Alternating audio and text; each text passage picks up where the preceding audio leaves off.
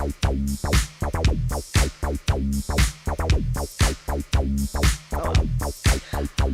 everyone. I look awful. I look like a goblin, Christine. let's just do it. Who cares? Let's do it. You know what I mean? All right, Bill all right. O'Reilly style. Fuck it. Let's do it live.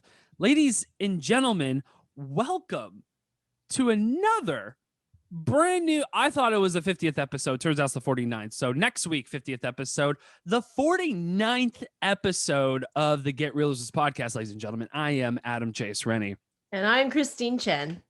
Boy, oh boy, you guys. You know, I was a little heated this morning, but it's okay because I sat on my glasses again for the second time during the pandemic, which makes it the third time in a span of 3 years, which is insanity. I never thought that would come to fruition. That's like, how much are your glasses? Like $150? That's like, yeah. Well, here's the thing. I'm buying. So I have $500. I have prescription lenses, but I have like the cheapest fucking frames. Like I'm buying from Amazon and shit like that, and I'm just putting in the lenses myself. So and they're blue filtering lenses too, plus prescription. So I'm just like, you know what? If I'm going to be making this investment with the lenses, I don't give a fuck about the frames because the frames are the ones that do me dirty the most. I like your frames. They're nice.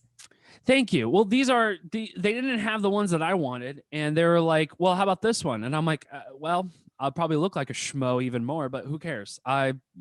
These are actually not bad. I like them. I like him. Thank you. Yes, you look snazzy. It looks like you purposely wanted to look snazzy. So that's good. Yes, without showering the last 2 days. So, I'm doing the best that I possibly can. And I appreciate you for the compliments, Christine. And look who once somebody stepped up their fucking microphone. I know. Game. This was the surprise for Adam today. He always gives me so much shit because I clearly don't take it as seriously as he does. Not because on purpose. It's because I'm never in the same place for more than 2 days. And finally, I've been in Shreveport for 2 weeks. And this is what happens. You start shopping. You start shopping. And so I'm wearing my Erzulie Pont Laveau cruise Yes, shirt. that's right, ladies and gentlemen. Yes. As you know, we're still heavy into season 3 of Erzulie. Yes. And wait, nobody's seen this yet, but also yes, my Erzulie chair. Look at that. That Reese and Hannah gifted to me. It's the back that they made, which is awesome. Hey, it has my name on the back. It's the coolest thing in the world. It makes me very happy. Shout out to the prop master, truly masters. They are masters in prop and art department. Hannah and Reese. God bless them both. I mean, they are the most funniest, most awesome, most creative people I've ever worked with, aside from, of course, our family and stuff like that. They hands down are insanely talented. So shout out to them.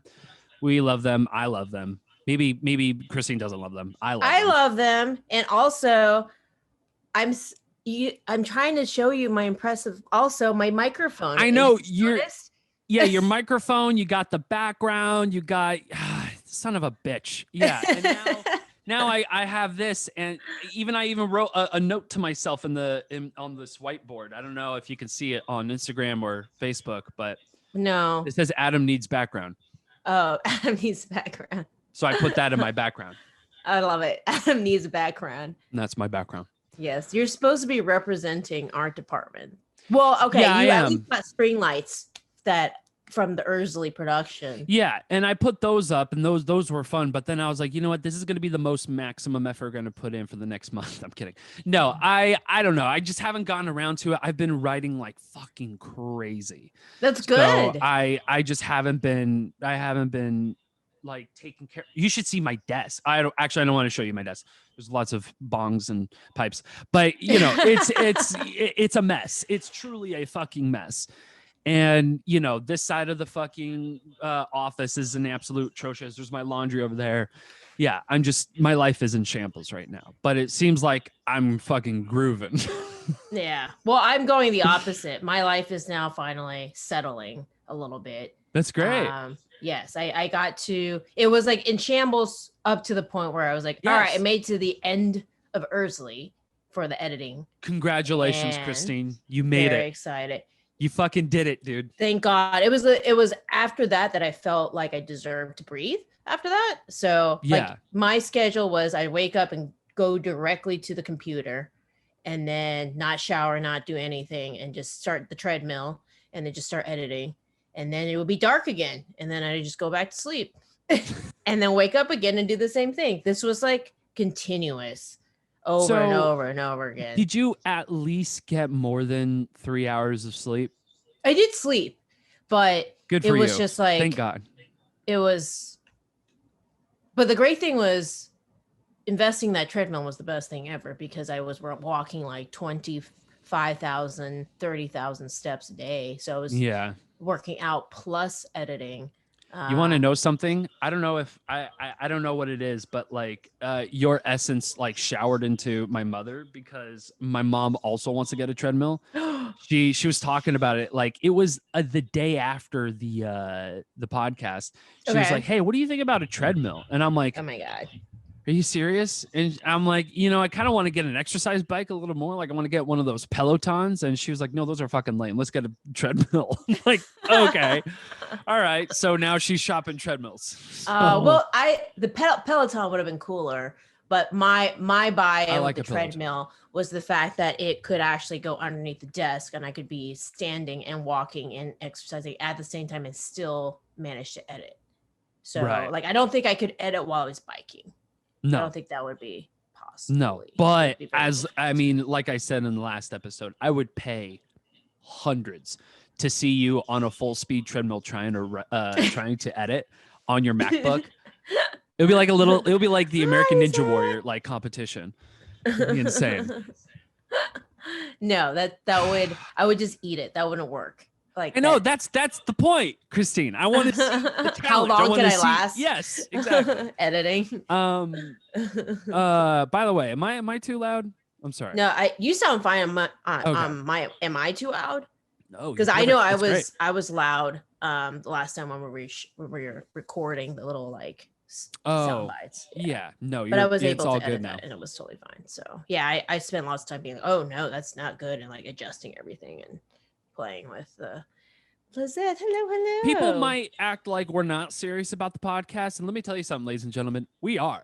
We absolutely are serious about our audio and the podcast and the production of our podcast, as little as it is.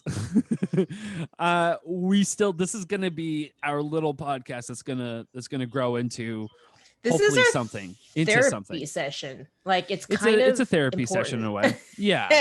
I get, yeah. Adam and Christine's therapy session.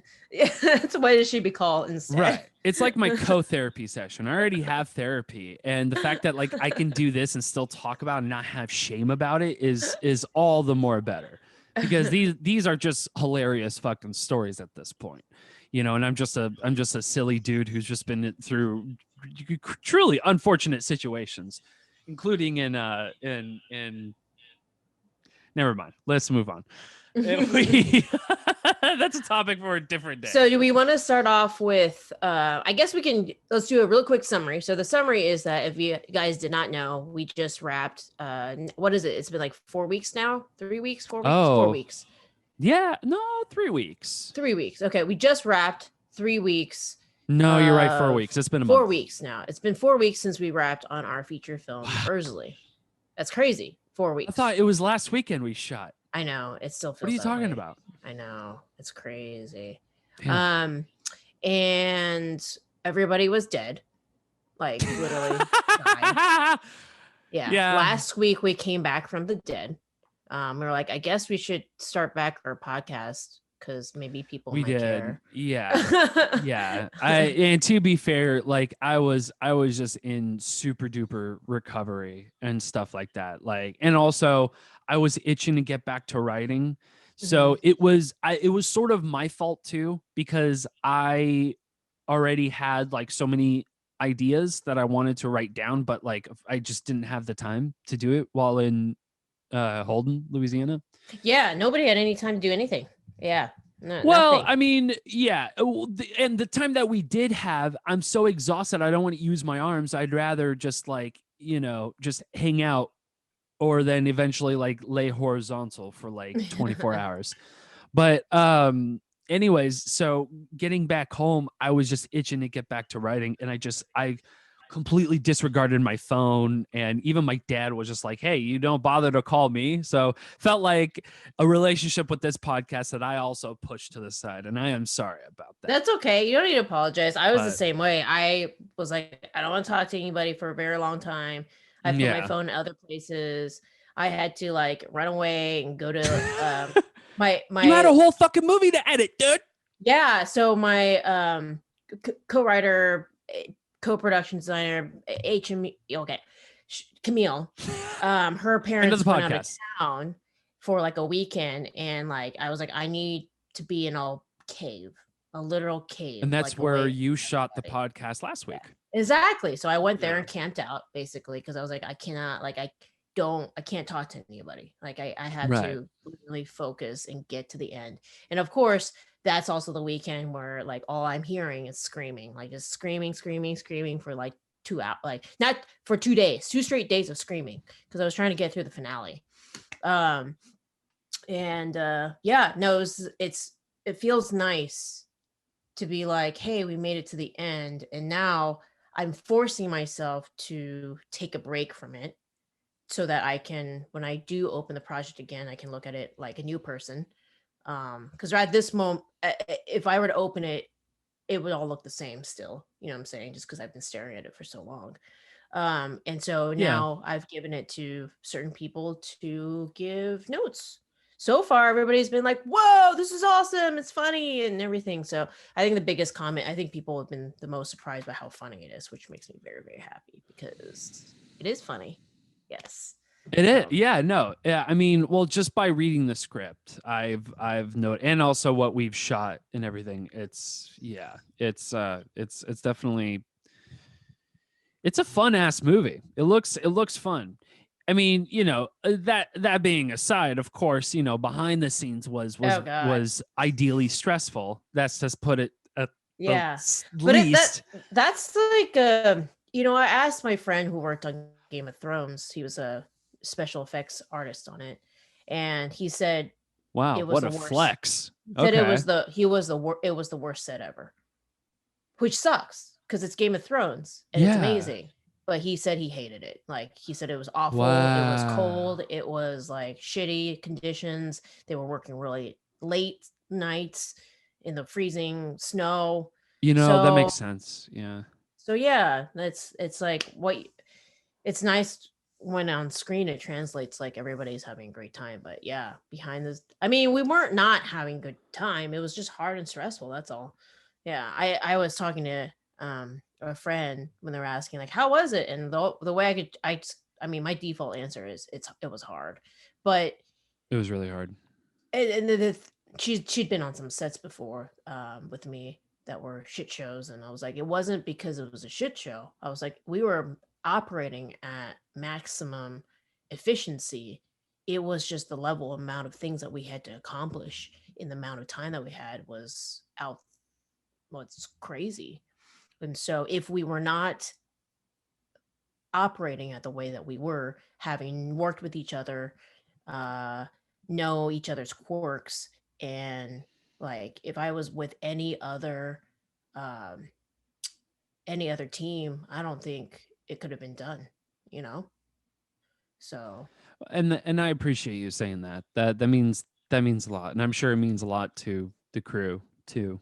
Um, yeah, because I mean, we will always get your back for anything, Christine, because well, what you make is truly truly something special. We wouldn't do it if it was otherwise, and also if you were terrible to work with, and you're not. I hope I'm not terrible with it. I You're try not at to, all. yes, You're I not at get all. stressed out But sometimes, but I mean, yes, you do I know what I develop want. you do develop a thing that I have, which is like tunnel vision, where you become so focused and so aware of what you're doing that it's hard for you to communicate it to every single person in every single department in every single fashion when you only got that much time. Yeah. There's just no fucking time. And god damn, you realize like every time I forgot. It's so funny because I was talking about this with my therapist, and I said I forgot how little hours are in the day Yeah. and throughout just shooting in general. Yeah. Like we have so little time. It takes hours to set up.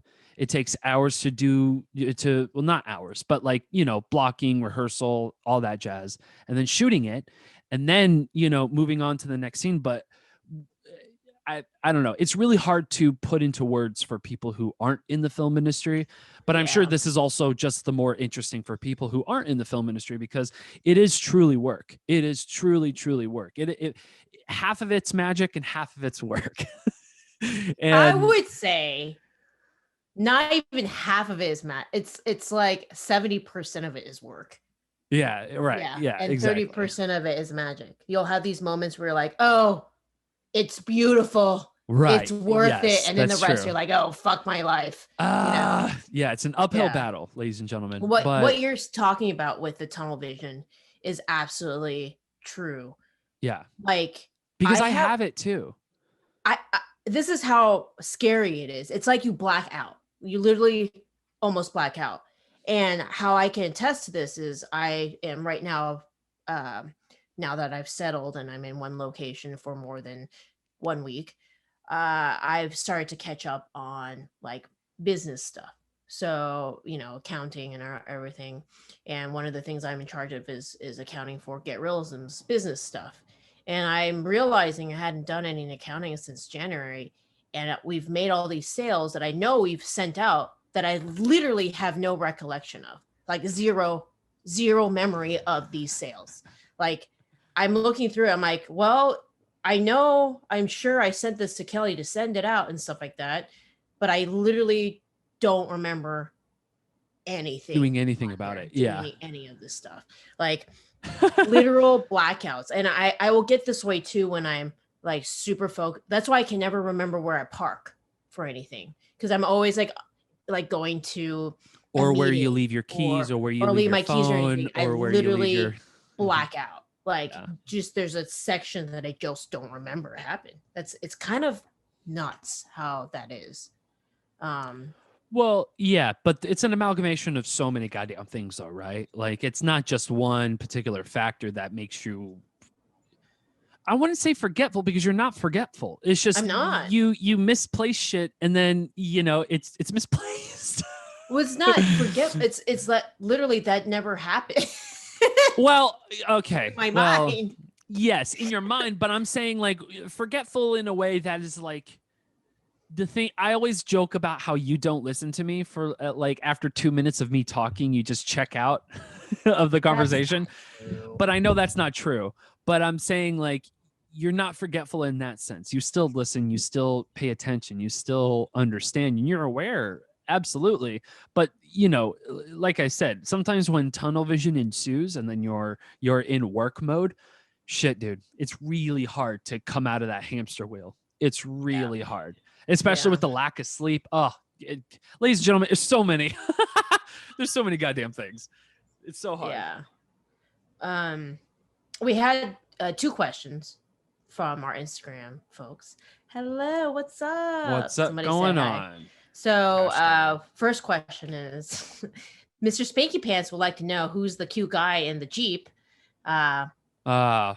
Which was him, Mr. Him. Spanky Pants. Brad made a cameo appearance along with his friend of Jeep. the podcast. Friend of the podcast. He came and was actually he's in it. He's very much in the film. He's our opening of the film.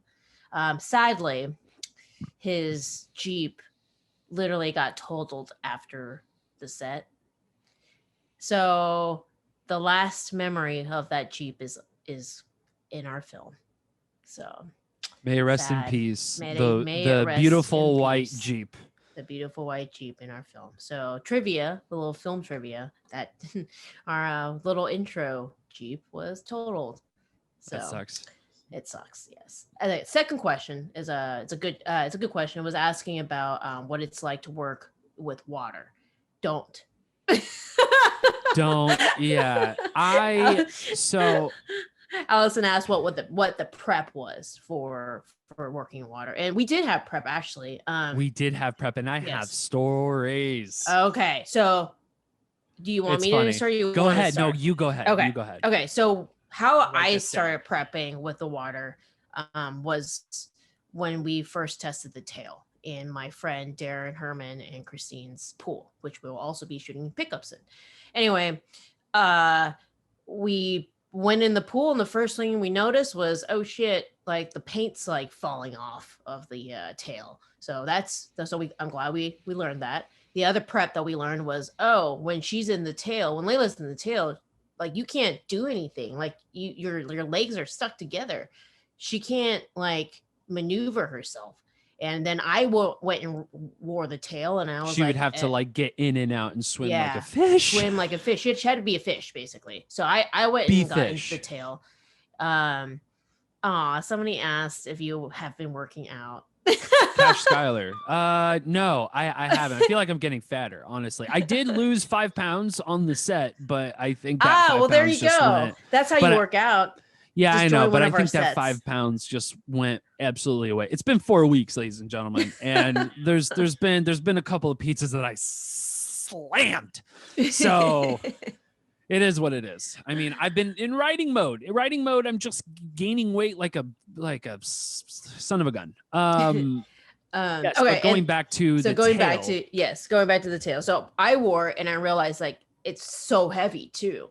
And that, at least I'm so thankful we thought to test out the tail weeks before, because if we had it, we wouldn't have known to cut a slit on the side of the tail to allow for Layla to step outside of the tail, even though she was wearing the tail. Like that would have been such a disaster. That would have if been, we hadn't known that.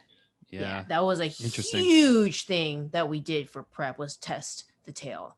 That was also working with prosthetics in action, ladies and gentlemen. Prosthetics, rehearsal. Well, we also tested the makeup, but it was during prep week, the week before we were shooting, and thank God that worked, because I don't know what would have happened if, like, I mean, Roxy clearly did a lot of research and stuff, but I also had a freak out moment when it was like a few days before we were leaving for prep week to go on site, and I was like, oh God, the makeup is going to melt in the water. Like, Roxy, what are we going to do? Everything's going to fall off. Like, this is not going to work. And she's like, girl, like, do you think this is my first rodeo? Essentially is what she said.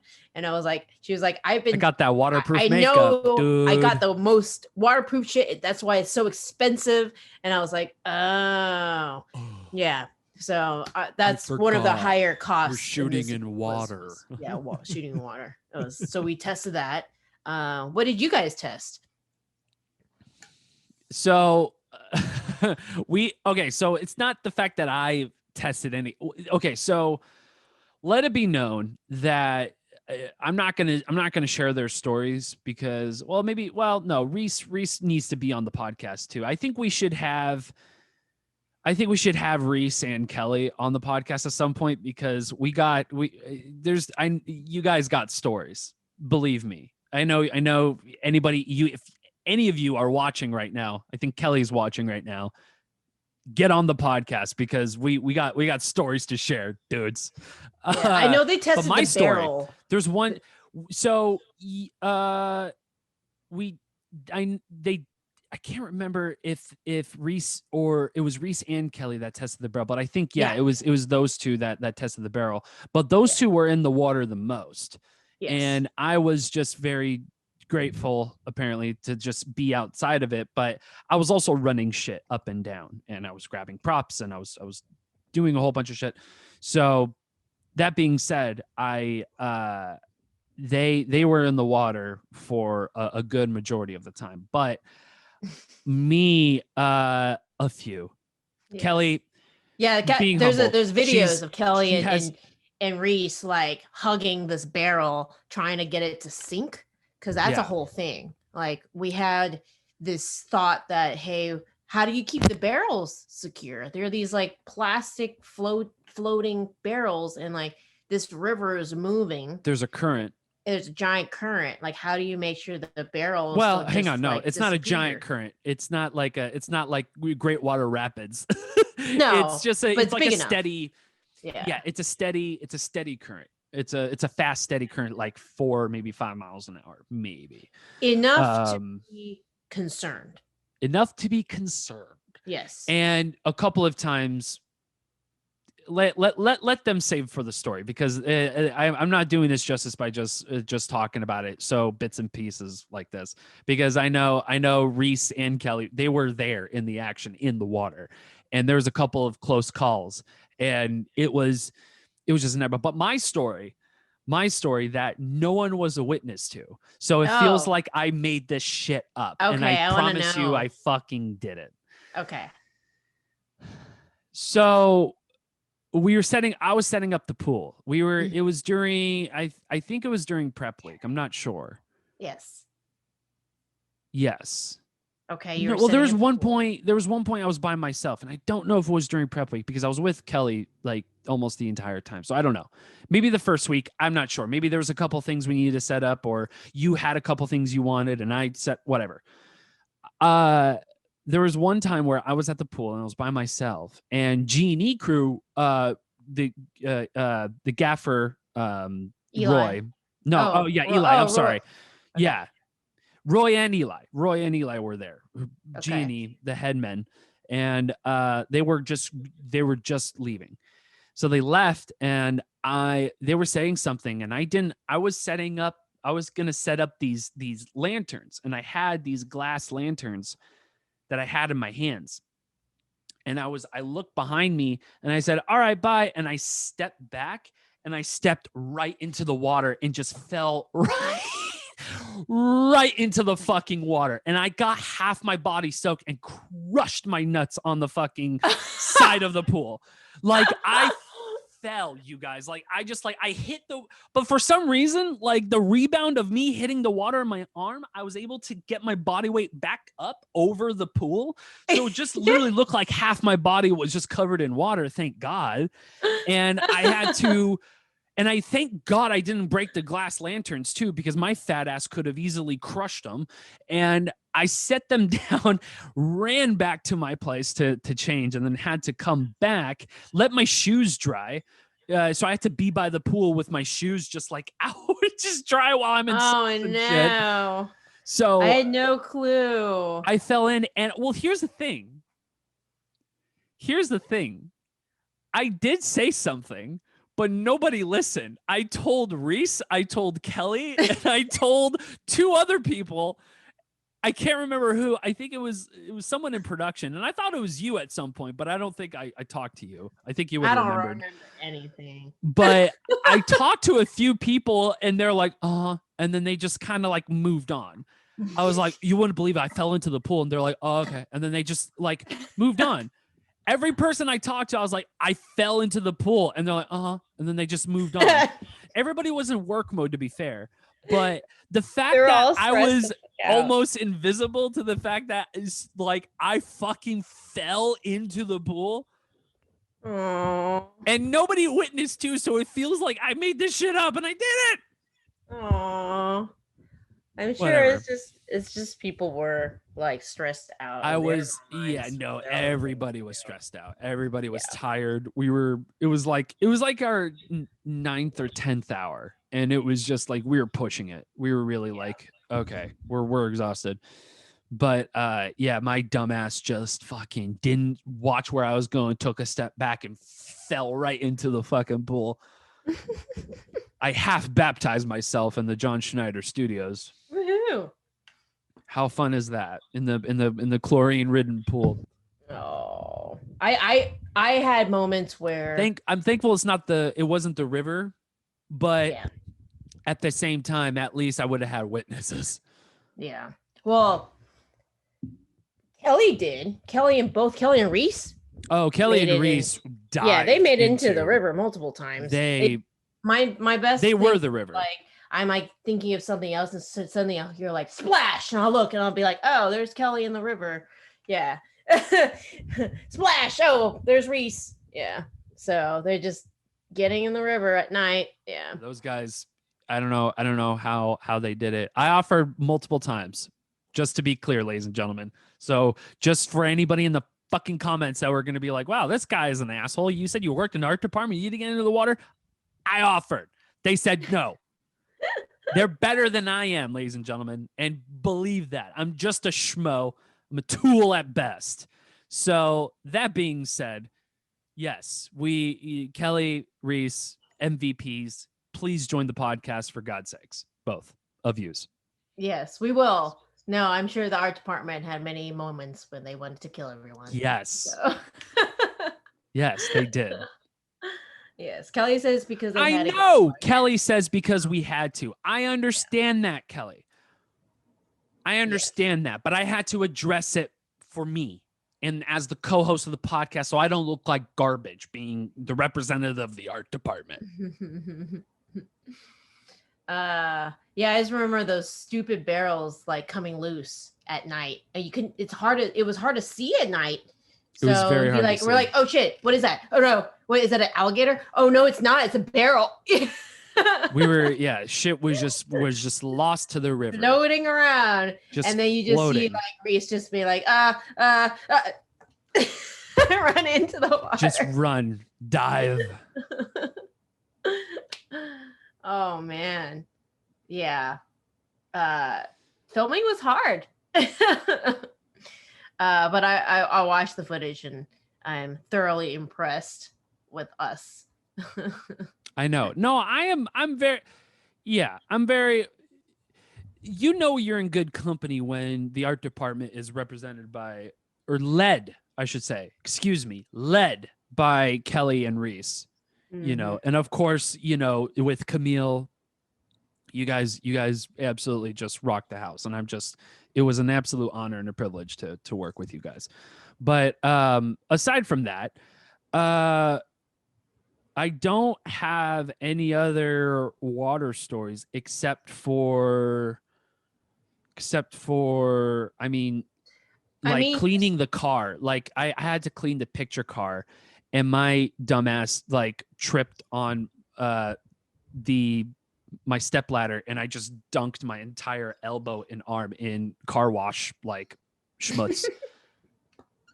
Like the entire bucket too. Like I was trying to kneel on my on my step stool and my step stool just like fucking collapsed on me and I just like dunked my entire arm in the water. Only like 5 people saw me, which is great. Oh. So yeah, no, I'm sure there's going to be more stories for sure, but do you have any more stories? Yeah, or any other questions for that matter? No, those are like about prep with water. It's just testing, and it's very important. I think the biggest thing that we didn't account for, which for anybody who needs to do stuff with water, I mean, we did, but not to the extent that we probably should have, is how cold it would be at night with people going to the water. Right. I mean, it was built into the schedule, and somehow my line producers, Carly, production coordinator and stuff, did an incredible job making sure we had the stuff, because like space blankets came out and all this other stuff. I was like, wow, we got that stuff. Like I was, don't fuck with production, Christine. They know what the fuck they're doing. I wasn't even aware. Yeah. I was like, this is great. They're not fucking around. They came to the party. They came prepared. I mentally was just like, oh God. But jacket, what's that? Yeah, it was cold. It was really cold. And so at night it got freezing for sure. Yeah. I think, you make a film during the summer and you don't really think like, hey, but at night the temperatures are going to drop significantly, So that's something we prep, but it still wasn't enough. So you just have to think through all those things. The other one would be just anytime, don't avoid writing something for a natural body of water. It just, unless it's a lake, but even that, you just don't know if it's going to flood or if it's going to increase in height or Unless there's you're going working to with a be, big budget in a yeah, studio that can provide yeah, one, then sure. yeah, But or there's going to be snakes or alligators or anything yeah, like that. it's yeah, anything like that. Well, because there's even a couple of times where we would like I would be in on a gig that would shoot in the wilderness and it would be like the woods and stuff like that. It's like, oh yeah, you just gotta watch out for coyotes. And I'm just like, excuse me? Like, why should I be worried about that? You know, like I'm just like, I don't wanna yeah, you know, they come around this time. It's just like, great. I'm glad we prepared this, you guys. Like, fantastic. I'm gonna lose my life on a short film. You know, it's just one of those things where it was like, yeah, safety is always going to be the utmost of concern, but like, yeah, there's just some times where there's things you can only prepare for so much. And yeah, like the nights became bitterly cold. Like I remember now, like it's crazy. Yeah. You wouldn't think that for Louisiana, but yeah, it's true. No. That I wasn't super mentally prepared for that. But my team was, yeah. They came with everything and I was like, wow, yeah. Look at my team. They're awesome. Yeah, they had a whole squad to carry a mermaid around. They had Mermaid Squad, yeah. space blankets Wow, yeah. for the girls. They had cars running with heat in it. Like, dude, they had some like heaters that I didn't know where those came from, but apparently we had heaters. Yeah. I was just, Yeah, there was heaters, yeah. yeah. And yeah, there was the hospitality was there. We might have not had a ton of resources, but man, were we a team. Holy shit. This Yeah, we crew were. this crew unites for sure, especially production. You guys fucking rock the house and stuff like that. Art department not so much. I'm kidding. No. No, Uh everybody rocked it. everybody Everybody was a rocked it. fucking star. And Yeah. the crew, Christine, you did a phenomenal job in picking all of us. I'm sure it wasn't hard, but just the fact that you got me into this whole entire thing is an absolute blast. So Good. We it's did it's it. great, and we And fucking we, did we it. did it. We Yeah. absolutely did it. There was a couple of thoughts that I had that I wrote down, but we I basically think, addressed it. oh yeah. Yeah. I guess my question for you, Me. because yeah, so what was the last set you were on before mine? The last set I was on was a short film for a UT student. It was like a student film, and the guy like had a.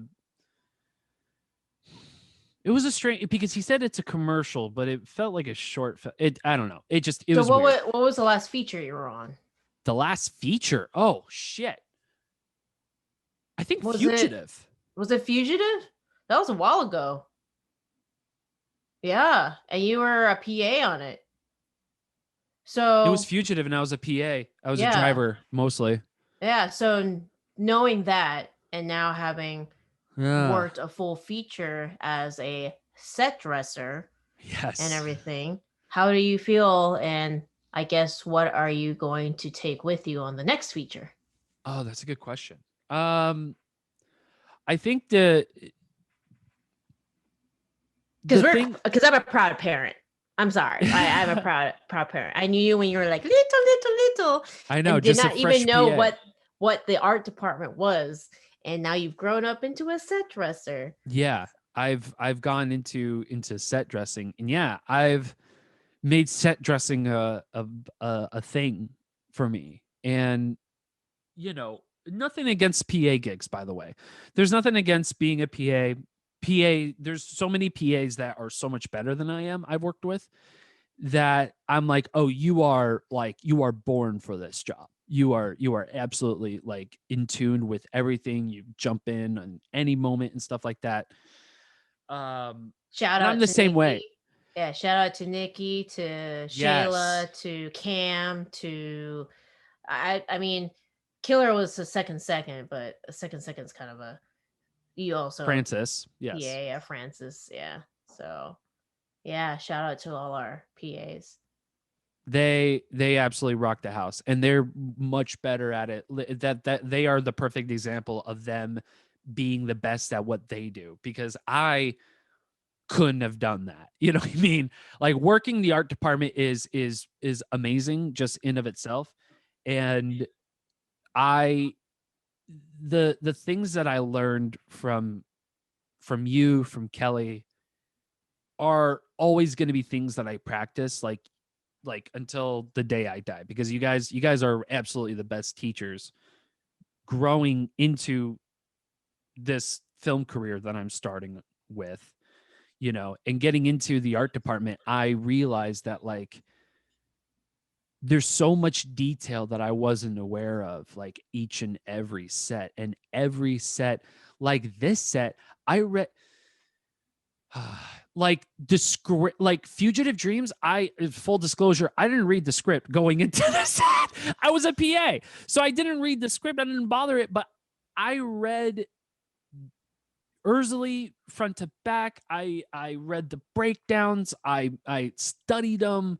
I highlight, like, I took, like, I had an iPad.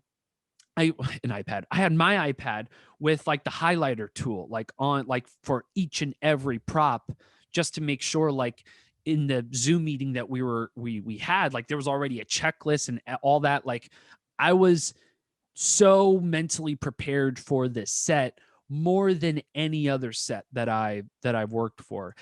That being said, was I prepared environmentally? Not so much, but I was prepared nonetheless in terms of my productivity as set dresser, or at least art department. And I took that with this set, and I think the lesson that I learned that I'm going to take on the next set, I think it's not the fact that, like, the mistakes that I made were terrible. The mistakes that I made were honest, and they were, you know, shit just happens, you know? And I realize in this set, especially with intense therapy, this is more philosophical than anything, but I learned in this set more than anything on any other set is to not punish myself so easily. Meaning, like, not just, like, go immediately to the worst case conclusion and be like, oh yeah, they hate this. Like, I don't even know why I fucking do this in the first place. Like, this is insane. Like, I should not have been independent and made up my own decision and do the things, even though I don't know that, and B, they probably appreciate the fact that, like, I just jump on any moment. You know what I mean? Instead of just, like, that's everything though. That's not just film. Like, you need to be forgiving, to yourself. And I was never forgiving, because, like, there was like so many goddamn mistakes that I made, even just that year, like, on even just being the only representative of art department in a short film that I made with Peyton. Shout out to Peyton, friend of the podcast. She wrote and directed, and co-produced. My gosh, co-produced. Gosh, so she that was the set that I had all of the art department responsibilities, and I made so many mistakes to the point where it was like I developed tunnel vision, but I was also not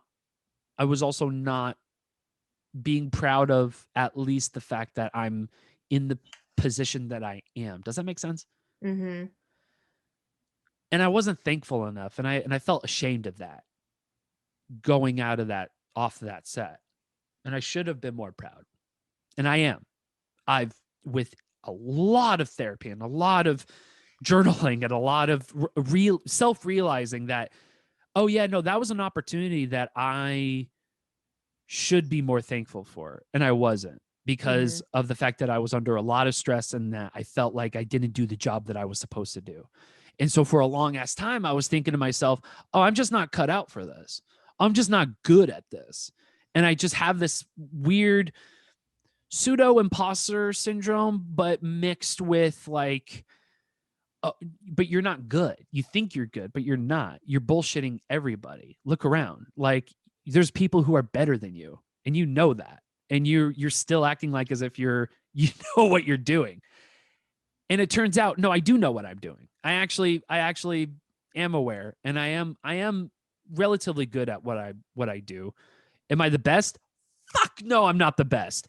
There's so many goddamn people. I can't be better than a Jedi Master. I'm barely a Padawan. Are you out of your mind? But I understand to not be so harsh on myself, to realize that, oh yeah, no, the work that you do, Adam, is like not work unjustified. People love your work and people appreciate your work. Be appreciative of those people. Don't be just dwindling in your sadness because you're like, no, this isn't my best work and I'm actually ashamed of what I did. Just like, don't jump to that. And I learned that with this set, and I'm going to take that to the next set. Yeah, because the thing is, like, we're always learning. We're our own we're worst always critics. learning. Yeah, we're our own worst critics. We're human.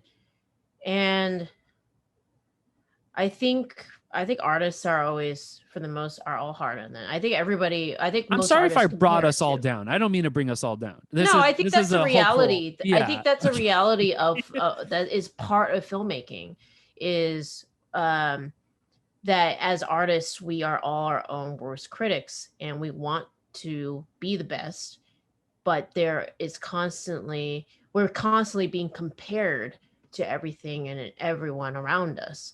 That's because that's how you consume media, and how you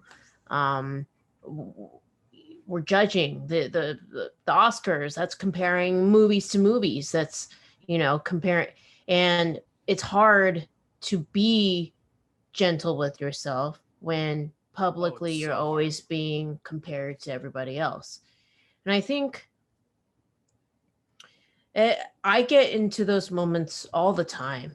I find it happens the most when there is or imposter silence. syndrome, or yeah. I think I get to it when there's actually, when I'm not hustling and bustling like 24/7, and there's some silence, and then those thoughts come and settle in. The chaos. Yeah. They come when the chaos is over and there's silence to reflect. That's when those thoughts come. But that's the chaos within you. Right. And that's just like, oh God, Christine, get to work, go! Right. Yeah. And I think it happens with everyone. And it comes with this, especially with people who really care about what they do, who really love what they do. And I think in those moments, it's just, you have to remember, you have to keep asking yourself, did I do the best that I could? And if the answer is that you've done the best that you could in that moment, then why should you second guess what you've done? Absolutely. I have to keep reminding myself that too. Actually, I was talking about this with my roommate, and I think one of the things that I've been trying to get better at is taking care of myself as well. I come from an upbringing where fun equals you're not progressing. Fun equals you're not working hard, you're not going towards a goal, whatever. But what is it that we're doing this for if you're not having the time to stand back and look at what you've accomplished and appreciate that, right? What is it all worth? And I think nothing if you're not enjoying it. Yeah, nothing if you're not enjoying it. And that's why I do appreciate I went back to a question that you asked last week, which was, what are your favorite moments? And literally some of my favorite moments was when there was silence, and like we were eating, and I could sit and reflect and look at all the beautiful faces of all the tired people who have been busting their ass and working so hard, and being like, wow, like, look at the magic that they're doing, like, look at the beautiful setups, the lighting, the art, the sound, like everything is coming together. And like being able to sit and reflect and be like, hey, this is something that was an idea. I never thought that I would be here, and I should appreciate that we all worked hard to get to where we are.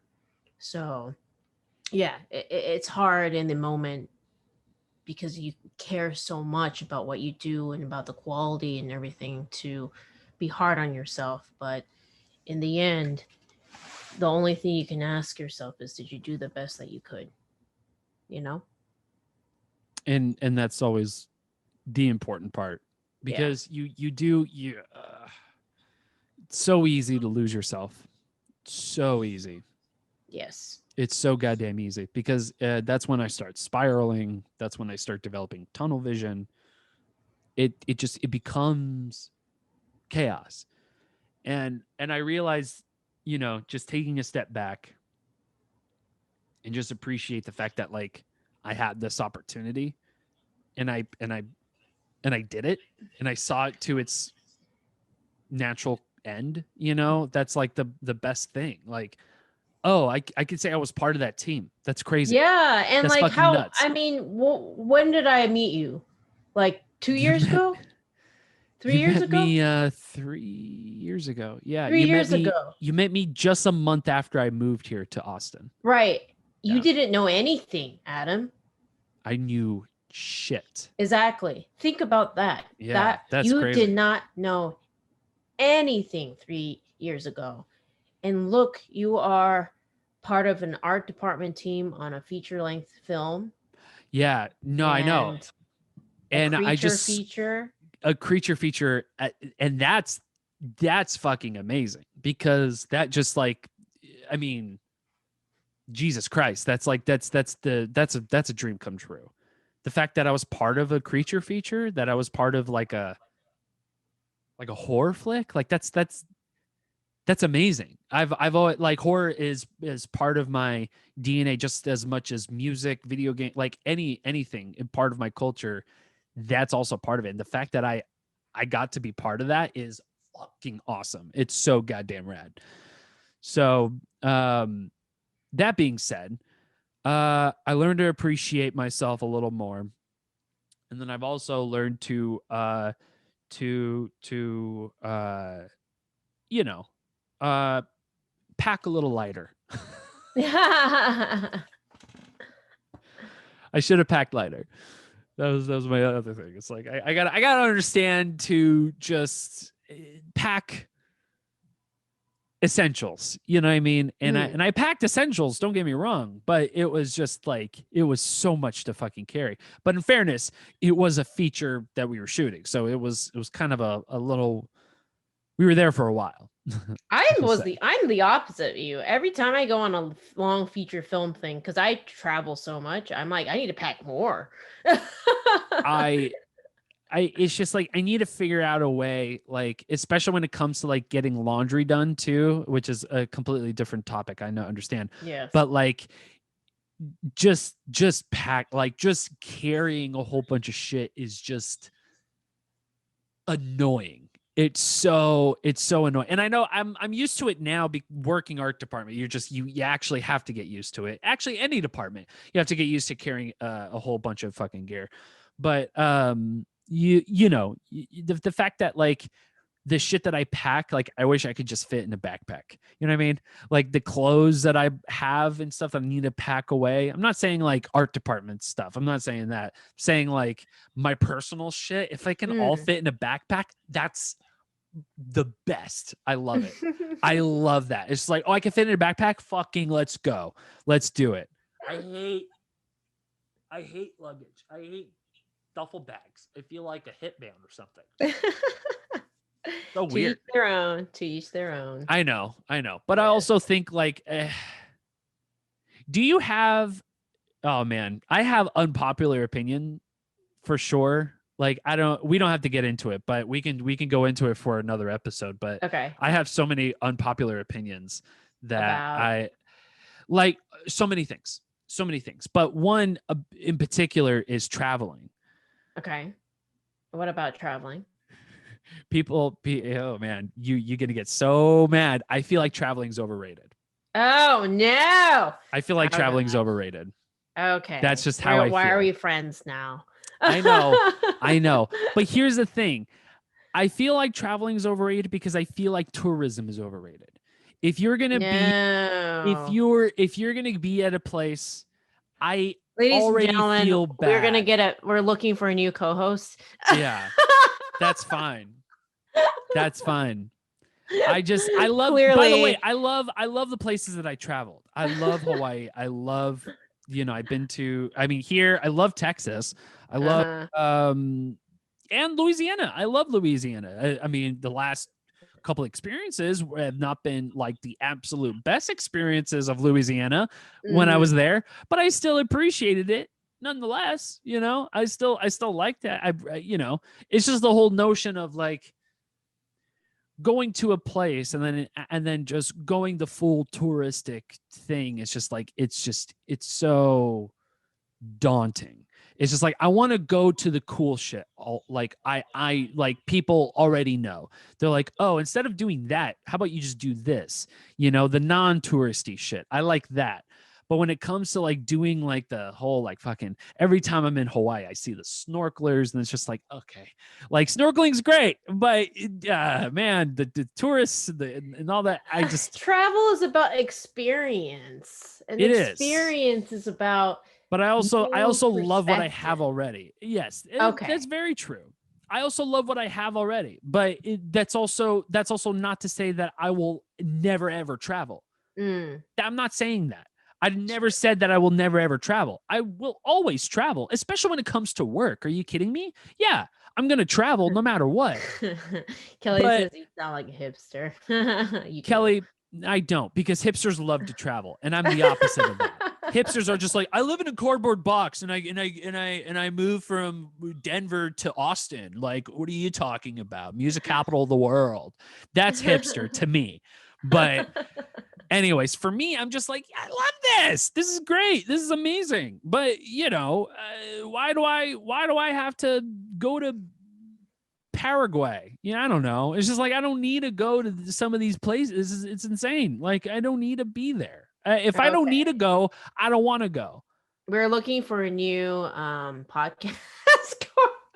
God, I feel like you're not listening to me, but it's fine. It's fine. Yes, we can talk about that. A friend would see me halfway, and none of you guys are friends. So fuck you guys. I hate you all.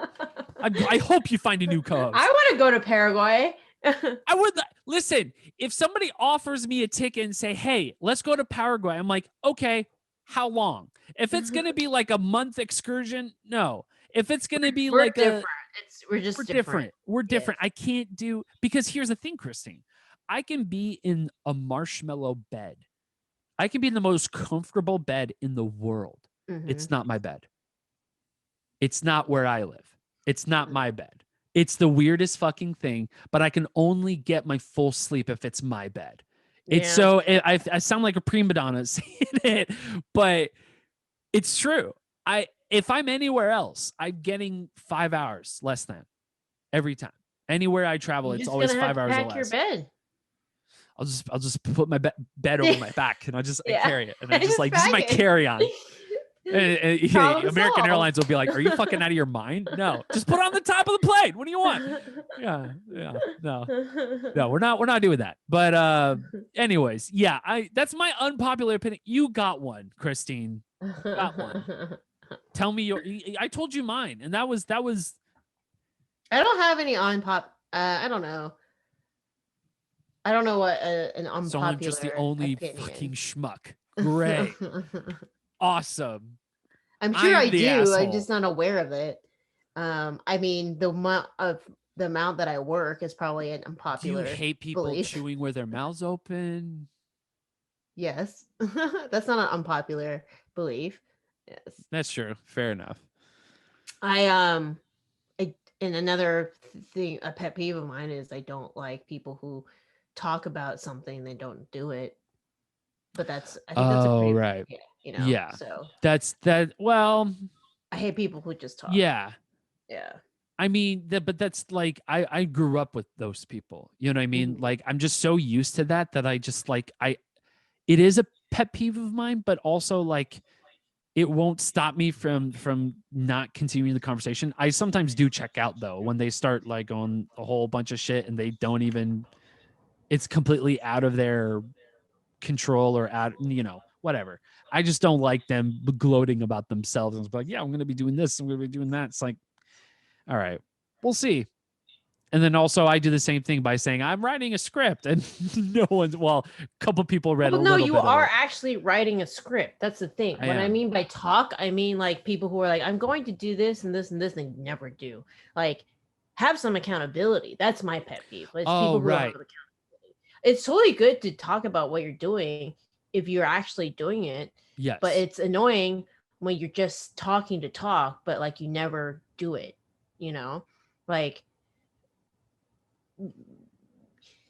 yeah, just I very much if I'm gonna say something and make a point to let you know, it's happening. It's happening. Yeah, it's happening. Absolutely. It's happening. I'm not just gonna tell you something just to tell you, hey, I'm gonna make a move. It's happening. It's happened. Yeah. So that's just me. That's my pet peeve. Maybe it's an unpopular belief, but I just really believe that if you put your money where your mouth is that the term? Put your money where your mouth is. But yeah, you're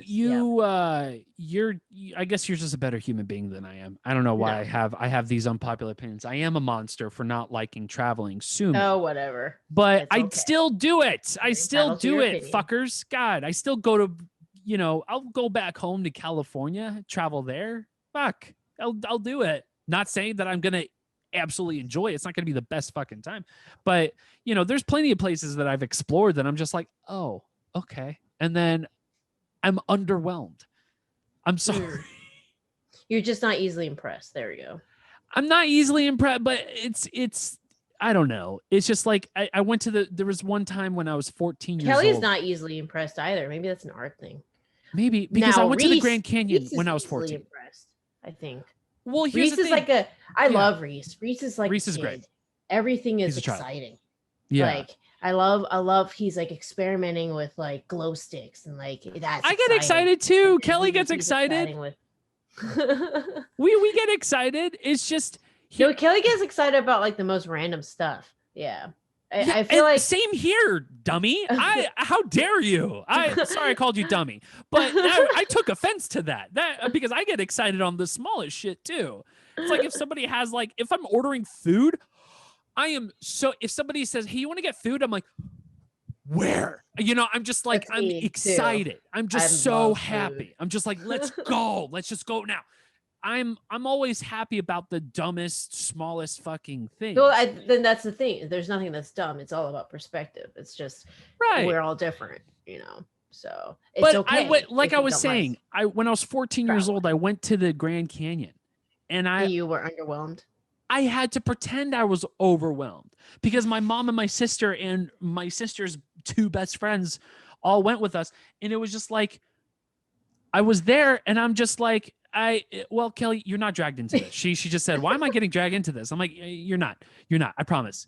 Because it's my fault. It's my fault. I just don't, I guess I'm just not into it as much as some people is with traveling.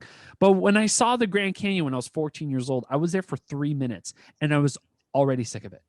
I was already sick of it. It was hot. I was tired. My ass hurt from sitting in the car for like 13, 15 hours. I was sick of it. I was over it.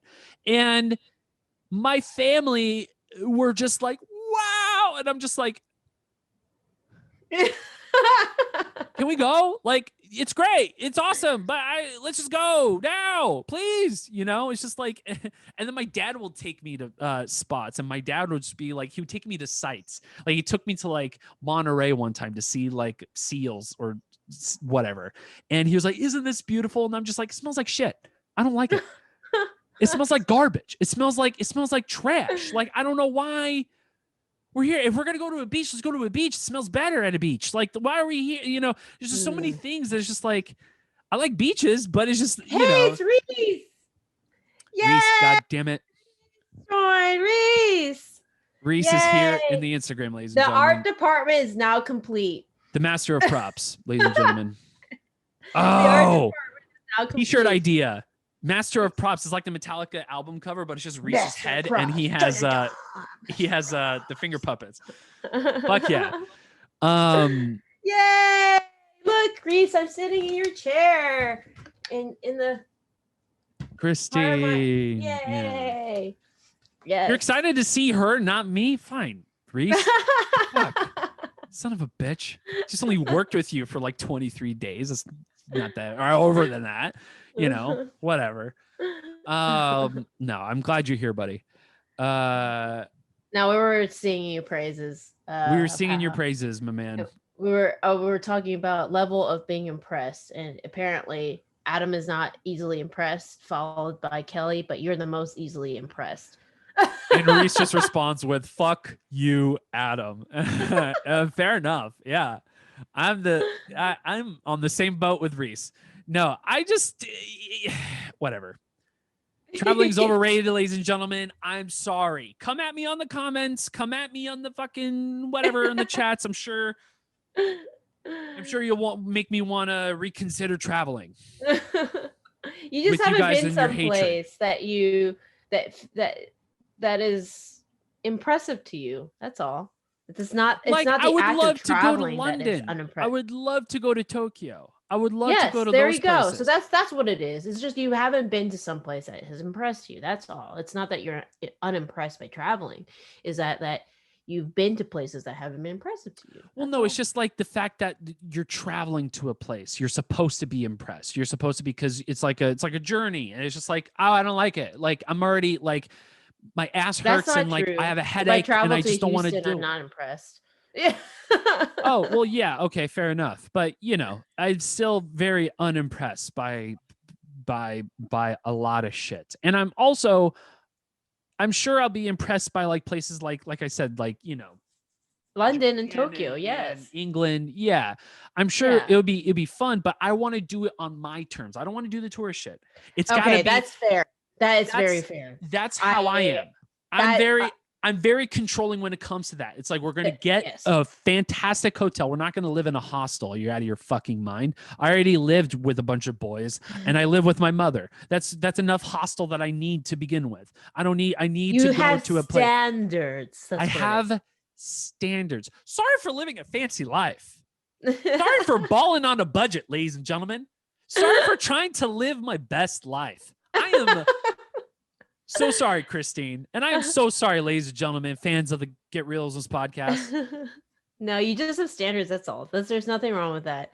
But yes, traveling on your own terms it makes a huge difference. That's how I felt when I went to Kona, Hawaii, not too long ago. Yes. Where it was like I wasn't with my family. No.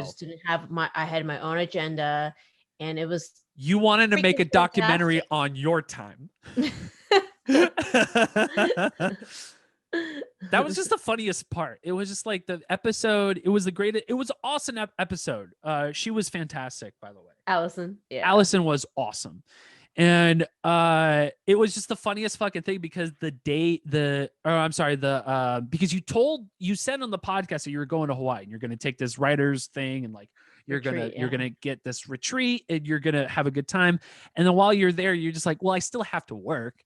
So you just hopped on this documentary. Yeah. Why not? I had my camera.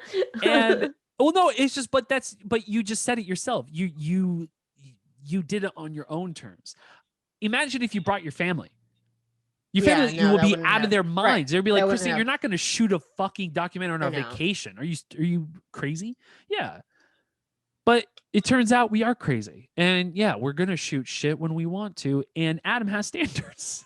Adam doesn't want to stay at a hostel. I don't want to stay at a hostel. I don't want to stay at somebody's Airbnb that I'm living in the basement of. Like, shut up. I don't want to do, unless it's a separate home that's adjacent to that home and I don't have to interact with them.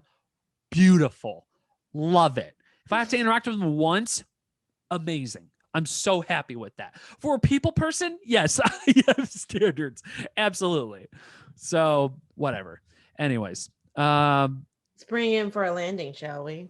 We should bring it in for a landing with my unpopular opinion. Apparently, Christine's a better human being than I am. Who knew? I never said that. Who knew? Christine's just so fucking great. No, I was supporting you. I said that it wasn't that you're unimpressed with traveling. It's just you've been to places that haven't impressed you. That doesn't. It's different. Fair enough. It doesn't have the standard of accommodations that you would like to be impressed by. No, because I live a very bougie lifestyle, apparently. It's okay if you're a bougie traveler. I'm a bougie basic bitch. What do you want from me? All right, ladies and gentlemen, that has been the Get Reelisms podcast.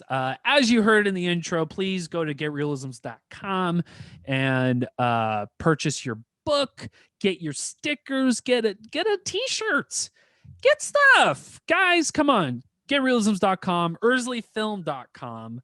Yes. Do we have any updates for erzulefilm.com? Yes. So I added all the podcasts that are related. Oh, right. To Yes. on there. But I think the biggest thing is that we are done with our first draft. We're about to have our first test audience screening on July 1st in Shreveport at Mini City. If you Shreveport people who are listening, you on July 4th? July 1st. Oh, 1st. Okay. July 1st. Yes. And then there'll be a series of other screenings. Reese is coming. That will have just getting feedback and stuff like that. So I think we have one in Gainesville at the end of July, and then Peyton's right now scrambling to get something happening in Austin. So yeah, tune into that, ladies and gentlemen. Yes. Erzulefilm.com. Yes. Getreelisms.com. Ladies and gentlemen, thank you so much. And if you have any questions, you can always just message us. Yeah, yes. DM us. We like questions, so ask us about the process and yes, anybody on the podcast can ask questions to either of us or to the Get Reelisms Instagram page. It's just simply Get Reelisms, and ask us questions there. DM us, hit us up, talk to us. Slide our DMs because we're alone and we need friends too. So, we want to talk to everybody. Yes. And look, we upped our podcast game. So we got, ladies and gentlemen, we got this as the 49th episode, almost 50th. We now got supreme audio and real audio. That's clear, concise, and delicious.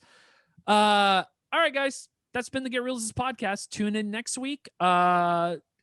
Maybe not same time, maybe not same day, but we're gonna be here. And tune in next weekend. Yeah, but if you miss these things, we do release them later. You must just subscribe. Find Get Reelisms on the Apple Podcasts, and you'll be able to see all 49 of our episodes. We also update the audio only, like on Spotify and in those channels too. So catch those episodes as well if you're an audio fanatic like I am. And thank you guys so much for tuning in. Shall we say goodbye? Yeah. Bye Facebook. Thank you so much, and bye Instagram. Bye guys. Thank you so much. Bye, we appreciate you. Bye Jenny. Bye Alex.